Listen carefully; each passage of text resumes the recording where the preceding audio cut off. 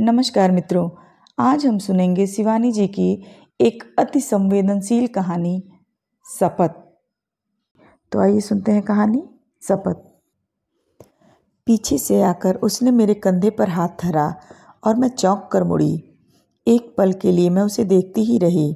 मैं कुछ कहती इससे पहले ही वह हंसी। वाह जी वाह, हमने तो तुम्हारी पीठ देखकर ही पहचान लिया और तुम हमारा चेहरा देखकर भी नहीं पहचान पाई। ओह सुब्रा, पर कितनी बदल गई हो तुम, मैंने कहा। वह क्या 20 वर्ष पूर्व की सुब्रा थी? तब का गोल गोल आनंदी चेहरा लंबोतरा होकर और भी आकर्षक बन गया था। सुघड़ जोड़े में मंडित घने केश पास की गरिमा क्षीण होने से ही संभवतः उन्हें काट छांट कर यत्न से टीज कर दिया गया था। उन अधरों की स्वाभाविक लालिमा को मैंने बहुत निकट से देखा था। उन्हें निरंतर रंग कर ही क्या स्वामिनी ने ऐसा धूमिल बना दिया था? सूखी पपड़ी पड़े क्लांत अधरों पर अवसन्न स्मित की रेखा सहसा उज्ज्वल हो उठी। यहाँ भीड़ बहुत है, चल न, कार में चलकर बैठे। और मैं कुछ कहती इससे पूर्व वह मुझे अनेक कारों की पंक्तियों में भी विशिष्ट रूप से चमकती अपनी काली लंबी गाड़ी में खींच ले गई। मैंने कभी सोचा भी नहीं था कि तू यहाँ मिल जाएगी। कार की हल्की रोशनी जलाकर वह मुझसे सट गई।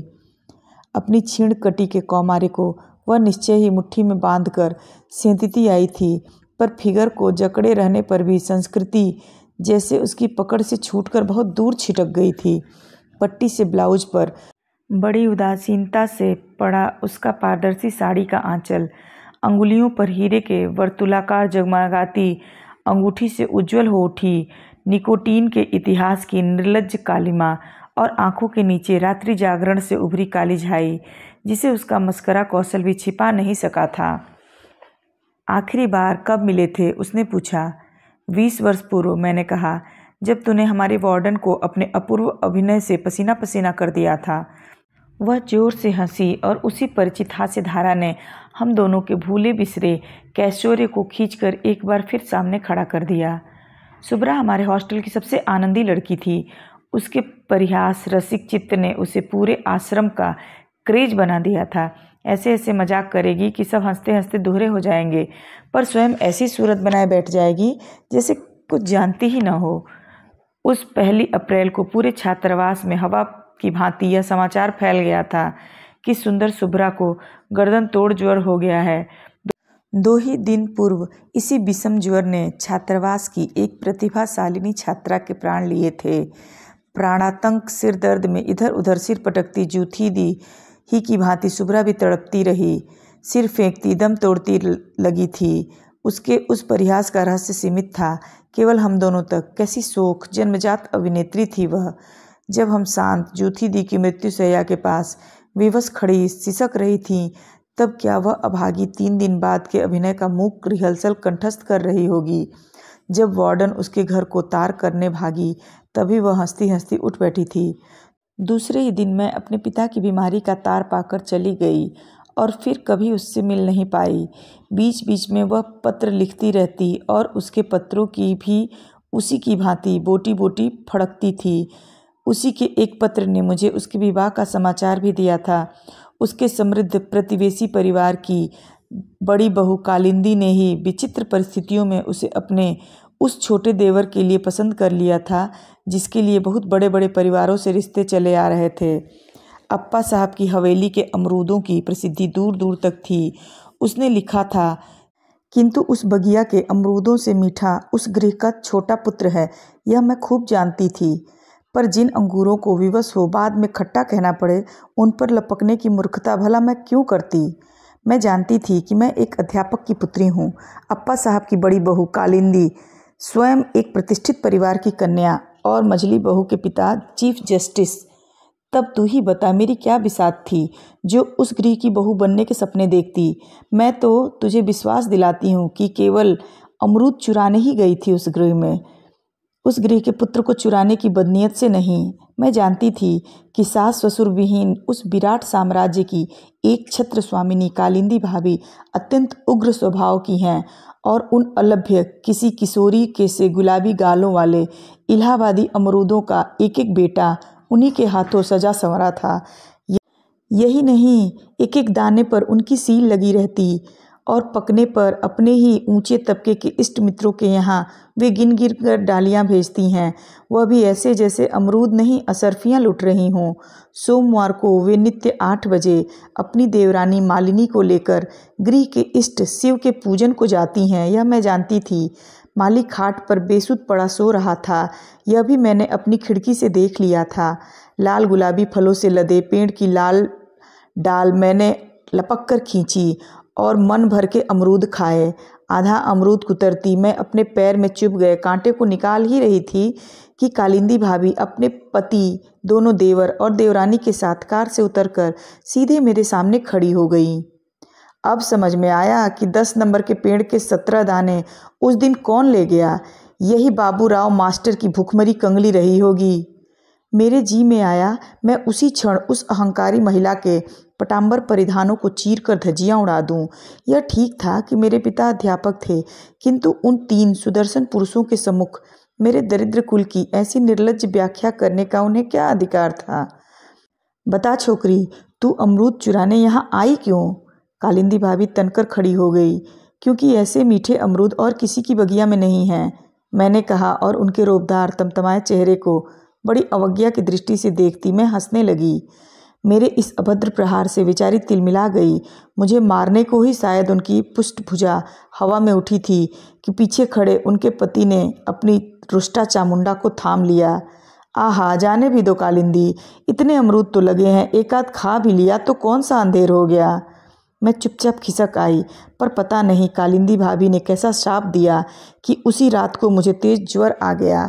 5वें दिन भी ज्वर नहीं उतरा तो पिताजी मुझे मौसी के पास बरेली पहुंचा आए। मुझे एक दिन वहीं कालिंदी भाभी का मधुर प्रस्ताव दूसरे सन्निपात ज्वर की बेहोशी में खींच ले गया। इसी 18 अप्रैल को मेरा विवाह है, तू आएगी ना? पर शुभ्रा के विवाह में मैं जा नहीं सकी। धीरे धीरे उसके पत्र भी आने बंद हो गए। ससुर गृह की प्रभुता के मद ने ही शायद उसे विस्मृत के अंधकारपूर्ण कक्ष में मुद लिया था और अचानक वह इतने वर्षों बाद यहाँ मिल गई। क्यों शुभ्रा? मैंने पूछा। अब भी 1 अप्रैल को अपने विलक्षण परिहास रसिक चित्त का परिणय ससुराल वालों को देती है क्या? एकाएक उसका चेहरा फक पड़ गया। सकपकाकर उसने इधर उधर देखा, फिर जोर से हाथ पकड़ लिया। उन सुंदर आयत नयनों की सजल स्निग्धता सहसा 2 बूंद बन मेरे हाथों को भिगो गई। सबसे बड़ा मजाक मैं कर चुकी हूँ। अच्छा हुआ तुम मिल गई। जल्दी जल्दी ही कह डालूं, अच्युत आते ही होंगे और साथ में वही होगी। फिर क्या वह मुझे बोलने देगी? ऐसे मेरा मुंह ढाँप कर रख देगी। पसीने से तरकांपती सफ़ेद हथेली से शुभ्रा ने बड़े जोर से मेरा मुंह बंद कर दिया और मेरा दम सा घुट गया। विवाह होते ही मैं समझ गई कि कालिंदी भाभी मुझे जानबूझकर ऐसे मध्यम वर्गीय परिवार से इसलिए लाई थी जिससे मैं जीवन भर उनका रोब मानती रहूं। मातृहीन देवर को उन्होंने पुत्रवत पाला था। कहीं ऊंचे गृह की कन्या लाई तो मझले देवर की ही भांति अपनी बहू के अंगूठे तले दबा मर्द बना, वह भी न हाथ से निकल जाए। प्रत्येक वर्ष 2 माह की छुट्टियां हमें उन्हीं के साथ मनानी होती। यही नहीं, उनका आदेश अच्युत के लिए कानून की अमिट रेखा थी। संतानहीनता कालिंदी भाभी का स्वभाव दिन प्रतिदिन उग्र होता जा रहा था। उनका प्रत्येक वाक्य मुझे बार बार स्मरण दिलाता रहता कि आज जो मैं इतने बड़े अफसर की पत्नी हूँ, उसका श्रेय मेरे भाग्य को नहीं, स्वयं उन्हीं के औदार्य को है। 2 गज की दूरी पर मायका था, किंतु मुझे 10 वर्ष के पुत्र की माँ बनने पर भी इतनी स्वतंत्रता नहीं थी कि अपने अंधे वृद्ध विधुर पिता के पास एक रात भी बिता लूँ। रात रात तक उनकी ब्रज लीला चलती और मुझे कई बार कॉफ़ी बनाने की हाँक लगती। कभी कभी तो उनकी उपस्थिति में वे मुझे बुरी तरह अपमानित कर देती। इतने साल हो गए शुभ्रा, पर ढंग से कांटा चम्मच पकड़ना भी नहीं सीख पाई। मैं मन ही मन उबल उठती। अपनी संपत्ति का लाख घमंड करे कालिंदी भाभी, घर की बहुओं में मेरा ही पलड़ा सबसे भारी था। भारी चुंबक की स्वाभाविकता से एक दिन मेरा ही पुत्र अप्पा साहब की संपत्ति को खींच लेगा। मालिनी भाभी के एक ही पुत्री थी, उसे भी पोलियो ने पंगु बना दिया था। वैसे इसी बीच कालिंदी भाभी एक और मूर्खता कर बैठी थी। जेठ जी के एक साले जिलाधीश थे। उन्होंने किसी अनाथालय में एक सुंदरी अनाथ बालिका को देखकर कालिंदी भाभी को फ़ोन कर दिया था। तुमने कभी कहा था कि तुम किसी अनाथ बालिका को गोद लेना चाहती हो। क्या इस बच्ची को लेना चाहोगी? स्वयं जेठ जी ने उस प्रस्ताव का घोर विरोध किया था। पता नहीं किसकी लड़की है, विवाह के समय 50 समस्याएं खड़ी होंगी। फिर पराई संतान बटोरने में तुम्हें क्या पड़ी है? क्या शुभ्रा का बेटा मालिनी की बेटी हमारी संतान नहीं है? किंतु कालिंदी भाभी का बढ़ता रक्तचाप ही उनका ब्रह्मास्त्र था। उसी के प्रयोग से उन्होंने उस बचकानी जिद को भी पूरा करा लिया। लड़की वास्तव में सुंदर थी। भूरे बाल, बहुत गोरा रंग और मछली की तिरछी आंखें। कुछ दिनों तक वह अपने परिचित परिवेश के पश्चात हमारे गृह के वैभव को देखकर सहम सी गई थी, पर फिर भी उसके स्वभाव की चंचलता स्पष्ट हो उठी। 4 ही दिन में कालिंदी भाभी ने उस पर जादू की छड़ी सी फेर दी थी। नए ढंग से कटे केस, एक से एक सुंदर फ्रॉक और शिफ्ट में अब वह पहचानी ही नहीं जाती थी। एक दिन अच्युत ने कालिंदी भाभी को छेड़ दिया, एकदम एंग्लो इंडियन लगती है तुम्हारी इला। देख लेना भाभी, बड़ी होने पर एक दिन अप्पा साहब की सारी संपत्ति लेकर किसी दोगले इंजन ड्राइवर के साथ भाग जाएगी। भागेगी क्यों? गंभीर स्वर में भाभी ने कहा। घर का सोना घर में ही रहेगा अच्युत, इसे तुम्हारी बहू बनाने ही तो लाई हूँ। छी भाभी, मैंने तड़प कर कहा था, ऐसा रिश्ता सुनने में भी पाप लगता है। चचेरे भाई बहन का कोई रिश्ता होता है? कैसे भाई बहन, मूर्ख कहीं की। कालिंदी भाभी बोली, इसलिए तो किसी अबोध लड़की को मैंने गोद नहीं लिया। वह खूब समझती है कि इस हवेली से उसके रक्त मांस का कोई रिश्ता नहीं है। फिर तो वे जैसे हाथ धोकर मेरे पीछे पड़ गईं। कभी अतुल से कहती, जा अपनी बहू से खेल। कभी कहती, शुभ्रा अपनी बहू को देख जरा, ठीक तेरी ही तरह अमरूद चुराकर कुतर रही है। मैं मन ही मन बौखला उठी। इला अभी से ही इतनी सुंदर थी, फिर भविष्य की उस सुलक्षणा स्वयं दूती के एक एक लक्षण मुझे सहमाने लगे। बचपन से ही ऐसी पकी बातें सुनकर क्या यह संभव नहीं था कि पाल के पकाए गए पपीते की भांति मेरा अबोध पुत्र भी अकाल परिपक्व हो उठे। अतुल को अपनी सगी चचेरी बहन से कोई लगाव नहीं था, किंतु इला के बिना उसका एक पल भी जैसे सार्थक नहीं रहता। एक तो वह दुस्साहसी दस्यु कन्या पेड़ पर जंगली बिल्ली की तरह फुर्ती से चढ़ सकती थी, उसके मित्रों के साथ क्रिकेट खेलती थी, लड़कों के प्रत्येक खेल में उसकी रुचि थी और लड़कियों के खेल से थी घोर अरुचि। व्हीलचेयर पर अवश बैठी मालिनी भाभी की बेटी अंजना अपनी सुंदर गुड़िया का उत्कोच देने पर भी जिसे अपनी सहेली नहीं बना पाई थी, वह मेरे बेटे की अंतरंग बाल सहचरी बन उठी थी। एक दिन कालिंदी भाभी ने खाने की मेज पर फिर मुझे छेड़ दिया, छोटी, कभी कभी तो इला की शक्ल तुझसे इतनी मिलती है कि लगता है तेरी ही बिटिया है। इस बार वे झूठ नहीं बोल रही थीं। उस अज्ञात कुल की अवैध बालिका के चेहरे की मेरे चेहरे से सचमुच आश्चर्यजनक समानता थी। अपने बचपन की तस्वीरों से उसका मिलान कर मैं स्वयं दंग रह गई थी। उस 31 मार्च को प्रकृति भी मेरी परिहास योजना में स्वयं ही रस ले उठी। मुझे कालिंदी भाभी की व्यंग्योक्ति उसी क्षण उकसा उठी। क्यों न अनुकूल परिस्थितियों का लाभ उठाकर उनका मत्सर बाण उन्हीं की ओर मोड़ दूं। फिर उसी दिन मालिनी भाभी भी मुझे जोश दिला गई थी। क्यों री शुभ्रा, पिछली 1 अप्रैल को हमें तो खूब रुला चुकी है, इस बार बड़ी भाभी को भी रुला दे तो हम भी जाने। पिछली 1 अप्रैल को मैंने मालिनी भाभी की माँ की बीमारी का झूठा तार भेज उन्हें बिस्तर बंधवा स्टेशन भी भेज दिया था। कालिंदी भाभी ने मुझे बाद में चीर कर धर दिया था। यह भी कैसा मजाक है छोटी? पर दोष मेरा नहीं था।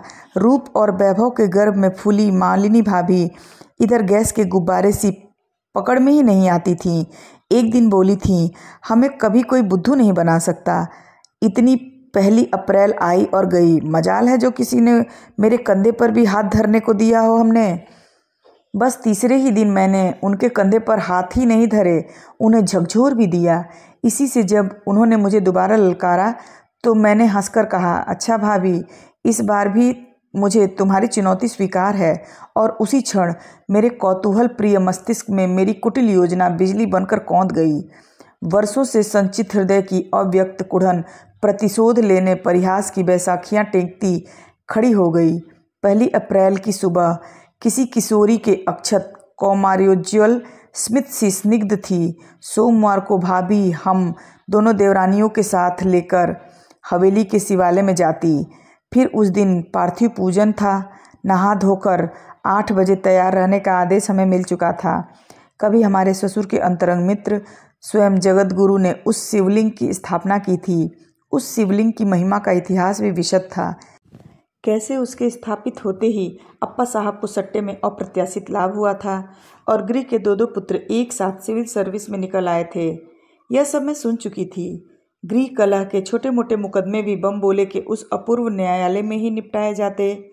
शिवालय में ली गई झूठी शपथ तत्काल उस उग्र देवता का अभिशाप बनकर अभियुक्त के सिर पर मत्त तांडव कर उठती। कालिंदी भाभी, आज मैं आपके साथ अकेली ही चलूँगी, मैंने कहा। क्यों? भाभी गर्जी। मुझे आपसे एकांत में कुछ कहना है, मैंने कहा। कौन सी ऐसी बात है जो तुम मालिनी के सामने नहीं कर सकती? बैसाख का पहला सोमवार है, उसे भी चलना होगा। नहीं भाभी, अपने स्वर की दृढ़ता से मैं स्वयं ही चौंक उठी। बैसाख का पहला सोमवार है, इसी से चाहती हूँ कि आज की पुण्यतिथि में आपकी और भोलेनाथ की पावन उपस्थिति में मैं अपना पाप स्वीकार कर लूँ। मेरे अस्वाभाविक क्रोधे कंठ स्वर की नम्रता ने भाभी को शायद उलझन में डाल दिया। मालिनी, उन्होंने मालिनी भाभी को बुलाकर कहा, आज तुम घर पर ही रहो। पार्थिव पूजन में शायद कुछ देर लगेगी। सोचती हूँ एक आवृत्तिक रुद्रिक पाठ भी करवा लूँ। इतनी देर तक तुम्हारी लड़की का अकेले रहना ठीक नहीं है। मैं प्रसाद आरती के लिए तुम्हें बुलवा लूँगी।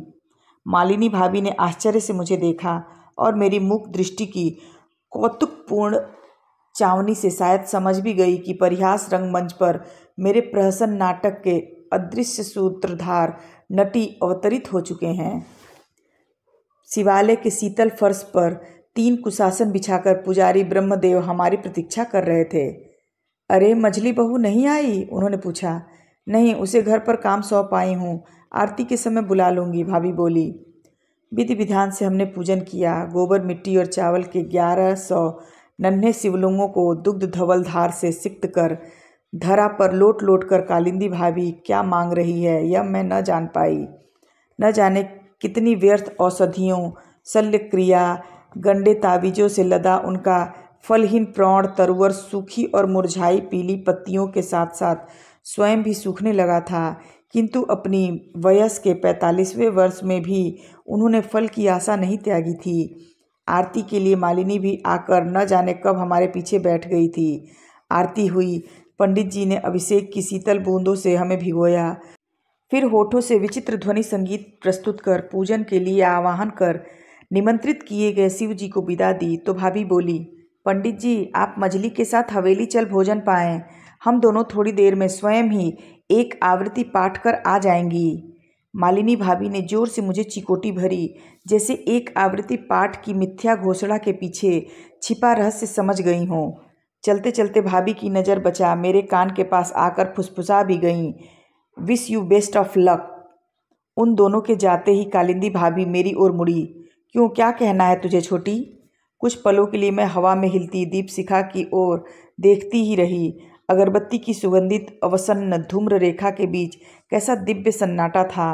भव्य शिवलिंग पर लगा गोरोचन अगरु कुमकुम का तिलक और इधर उधर बिखरे शिव नामांकित हरे बिल्वपत्र मुझे सहसा अपनी अल्पज्ञता डंक दे रही उठी।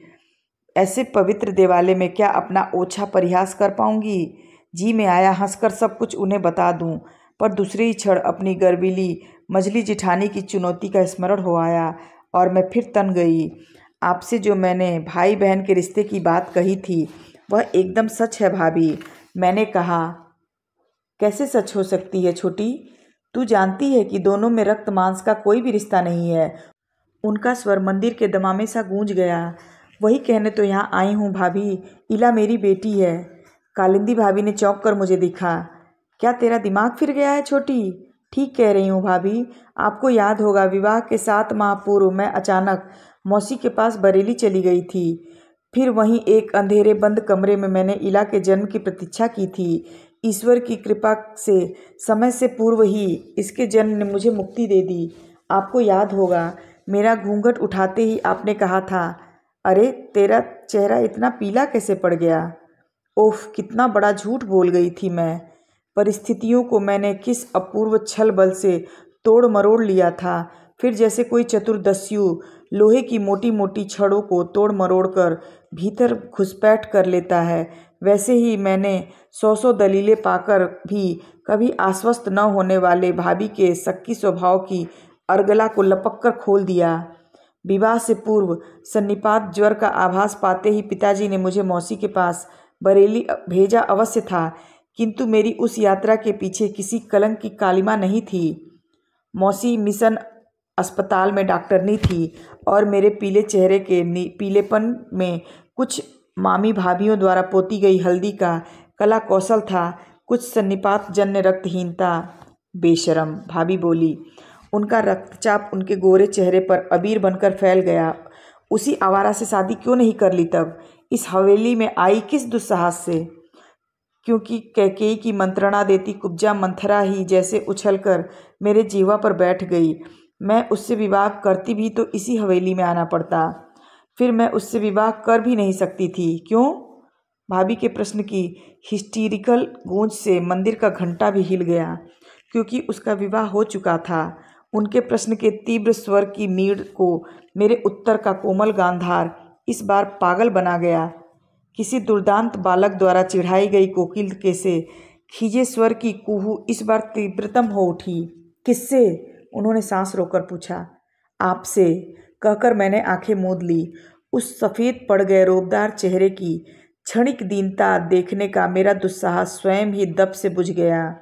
जब आंखें खुली तो कालिंदी भाभी पागलों की भांति शून्य दृष्टि से मुझे घूर रही थी। मेरे प्रति जेठ जी का अनोखा लाड़, विवाह से पूर्व मुझे बचाने की थामी गई भाभी की भुजा, छुट्टियां बढ़ाने का दुलार भरा आग्रह और आज अचानक उनका जघन्य बन गया अपराध, मेरे अतुल के प्रति उनका अनन्य प्रेम, ये सब तथ्य मेरे पक्ष को सबल बनाने संभ्रांत परिवारों से आए शिष्ट गवाहों की भांति मुझे घेर कर खड़े हो गए। छोटी, अथाह जलराशि में डूबती भाभी सहसा तिनका पा गईं। मेरा हाथ अपनी गोरी गुदगुदी हथेली में थामकर उन्होंने शीतल सध अभिषिक्त शिवलिंग पर धर कर इनकी शपथ खाकर कहा, छोटी, यह सब सच है? मैं एक पल के लिए झिझकी। संस्कारशील चित्त ने हथेली हटाने की चेष्टा भी की, किंतु घाघ भाभी ने हाथ कसकर दबाया था। हाँ भाभी, सच है, मैंने कहा। उन्होंने फिर एक शब्द भी नहीं कहा। घर पहुंचते ही जेठ जी द्वार पर मिल गए। अरे छोटी, आज तुमने दोबारा चाय नहीं पिलाई तो तृप्ति ही नहीं हुई। बनाओ तो एक प्याला बढ़िया चाय, उन्होंने हंसकर कहा। कालिंदी भाभी उन्हें आग्नेय दृष्टि से भस्म करती भीतर चली गई और फटाक से अपने पलंग पर लेट गई। मैं स्टोव को जलाकर जेठ जी के लिए चाय बना ही रही थी कि हंसती हंसती मालिनी भाभी आ गईं। क्यों री छोटी, लगता है कुछ गहरा मजाक कर आई है। वाह भाई, मान गए तेरी बात, तूने बीरबल को भी हंसा दिया। चाय उबली भी नहीं थी कि जेठ जी भागते भागते आ गए। लगता है कालिंदी को रक्तचाप का बेढब दौरा पड़ गया है। वह तो एकदम बेहोश सी पड़ी है, आंखें ही नहीं खोलती। उनकी आंखें फिर सचमुच ही नहीं खुली। देखते ही देखते 3-4 डॉक्टर आए। उन्हें तत्काल अस्पताल ले जाया गया। किसी आकस्मिक उत्तेजना से दिमाग की नली फट गई थी। सेरिब्रल थ्रोम्बोसिस, या तो अब प्राण हरेगा या वाणी। भगवान करे ऐसा ही हो। मैं मनाने लगी मेरे कलमुहे घातक मजाक की। मेरे देवतुल्य जेठ जी से भाभी कभी कोई कैफियत न मांग सके, पर बिना किसी से कैफियत मांगे ही कालिंदी भाभी मन का समस्त अव्यक्त आक्रोश मन में ही लिए रात के ठीक 10 बजे चली गईं। ऐसी आकस्मिक मृत्यु के लिए मैं प्रस्तुत न थी, पर सच पूछो तो वो गई ही नहीं। तब से नित्य रात आधी रात मेरी छाती पर चढ़कर कहती हैं, तूने झूठी शपथ खाकर मुझसे मेरा पति छीना, अब तुझे भी पति का सुख नहीं भोगने दूंगी। जब जब अच्युत मेरे पास आते हैं वे साथ रहती हैं। वह देख, अब मैं कहाँ छिपूं, कहाँ? व्याकुल होकर वह मुझसे लिपट गई। मैं घबरा गई। अभी तक तो यह अच्छी भली थी, अब हजरतगंज के भीड़ भरे चौराहे पर कार में थरथर कांपती मुझसे लिपटी अपनी इस विचित्र संगिनी को लेकर मैं कब तक बैठी रहूंगी? सहसा एक क्लांत कंठ स्वर सुनकर मैं चौंक उठी। कितनी परेशान कर डालती हो तुम शुभ्रा। उसने शायद पहले मुझे नहीं देखा, फिर देखते ही नम्र स्वर में बोला, क्षमा कीजिएगा, असल में मैं घंटे भर से इन्हें ढूंढता ढूंढता परेशान हो गया हूँ। मैं चलूं शुभ्रा, मैंने कहा, पर वह तो जैसे काठ बन गई थी, कार के कांच पर खड़ी, भावनाहीन दृष्टि से और कठोर मुखमुद्रा। मैं सहम कर उतर गई। चलिए मैं आपको छोड़ दूं, उस सौम्याकृत प्रौढ़ ने कहा। नहीं, आप चिंता न करें, मैं रिक्शा कर लूँगी। पर वह कार को लॉक करके मेरे साथ साथ चलने लगा। आप शायद शुभ्रा को पहले से ही जानती हैं। जी हाँ, हम दोनों एक साथ पढ़ती थीं। क्या उसने आपको पहचान लिया? आप देख ही रही हैं, 4 साल से इसका यही हाल है। 4 वर्ष पूर्व हमारे गृह में एक अप्रिय घटना हो गई थी। 1 अप्रैल को यह न जाने मेरी बड़ी भाभी से कैसा मजाक कर बैठी। वह रक्तचाप की मरीज थीं। हो सकता है या उन्हीं के रोग ने उनके प्राण लिए हों, पर इसके मन में तो यही शैतान घुसा बैठा है कि इसी के मजाक ने उनके प्राण लिए हैं। देश विदेश घुमा लाया हूँ, एन आर्बर के स्टोन फ्रंट क्लिनिक तक ले जा चुका हूँ, जहाँ के मनोविज्ञान के धुरंधर पंडित कैसे कैसे विकट उन्माद रोगियों को साध लेते हैं। यहाँ भी नूर मंजिल का नाम सुनकर ही इसे लाया था, पर हर विशेषज्ञ उसी मजाक का सूत्र पकड़ना चाहता है। कैसा मजाक था, क्यों किया था, आदि आदि।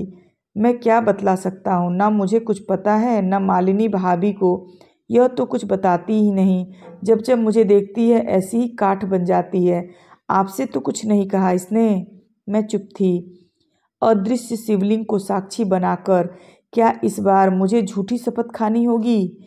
एक बार उस मजाक का रहस्योद्घाटन कर देने पर क्या यह संभव नहीं था कि कालिंदी भाभी का छोटा देवर भी उसी निर्मूल संदेह का शिकार बन जाए?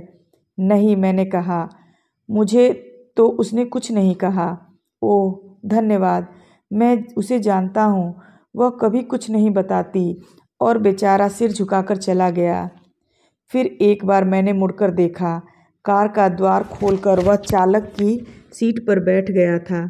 उसे देखते ही पीछे बैठी शुभ्रा एक बार फिर काठ बन गई थी, जैसे किसी ने उसकी गर्दन पकड़कर ऐंठ दी हो। क्या पता कालिंदी भाभी की प्रेत छाया, उसका मुंह दाब उस क्षण भी उससे कह रही हो, तुझे पति का सुख नहीं भोगने दूंगी शुभ्रा, तूने झूठी शपथ खाकर मेरा पति छीना है ना। आप सुन रहे थे ममता कालिया जी की कहानी शपथ। आपको कहानी कैसी लगी? अगर आपको कहानी अच्छी लगी हो तो मेरे चैनल को सब्सक्राइब कीजिए, वीडियो को लाइक और शेयर ज़रूर कीजिए। मिलते हैं एक नई कहानी के साथ, तब तक आपका दिन शुभ और रात्रि मंगलमय हो। धन्यवाद।